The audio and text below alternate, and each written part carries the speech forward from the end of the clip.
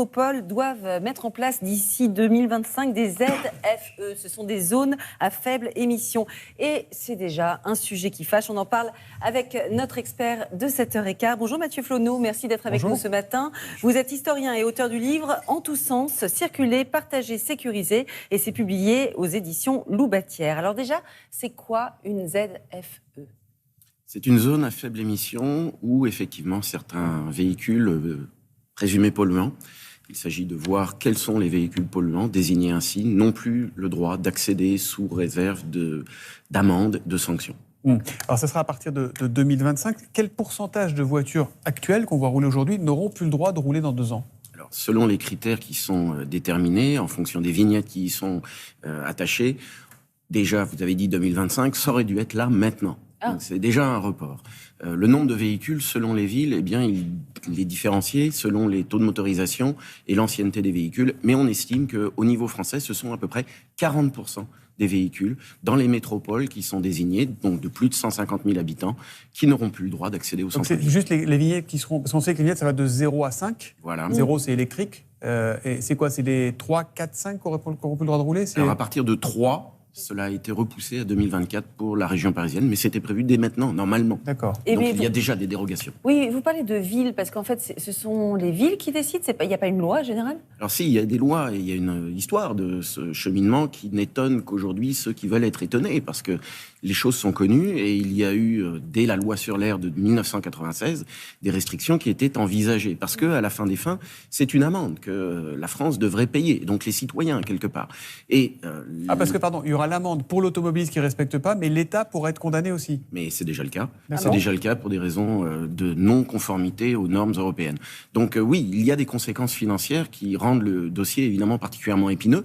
Mais au sujet des ménages qui peuvent être concernés, ou bien des véhicules professionnels, parce que la question de l'automobilisme, elle est beaucoup plus large que la question de la voiture individuelle, eh bien là, il y a des questions de sanctions.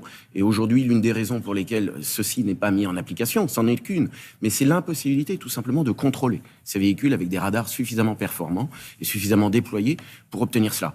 Alors, c'est l'une des raisons, parce que la raison fondamentale, c'est l'impossibilité de convertir aussi vite un parc automobile.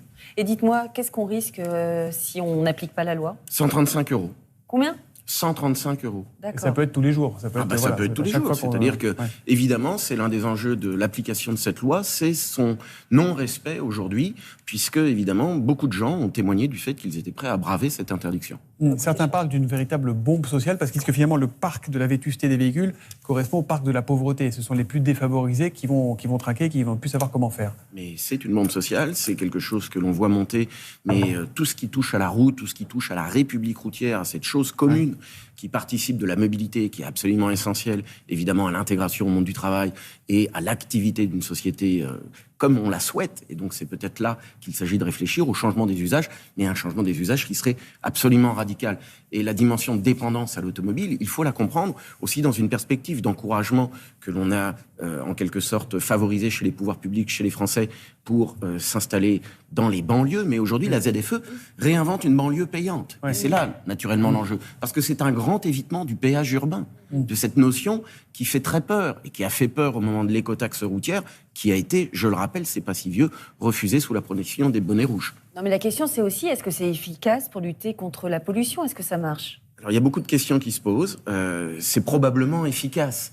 À ceci près qu'à court terme, c'est aussi beaucoup d'obsolescence programmée sur des véhicules qui fonctionneraient encore et que l'on remet à la casse, dans une perspective aussi de changement et de différence avec une voiture électrique dont le cycle vertueux écologique n'est pas du tout encore attesté. Donc il y a quand même des hypothèques fondamentales. L'un de vos sujets précédents l'évoquait, c'est pas simplement un combat d'arrière-garde que de résister sur la disparition de véhicules thermiques. Est-ce qu'il y a ou est-ce qu'il y aura des dérogations pour certains véhicules, pour les professionnels, pour les plus fragiles ? Est-ce que ça existe ou pas ? Et c'est tout ce qui est négocié en ce moment par un monsieur ZFE au niveau gouvernemental.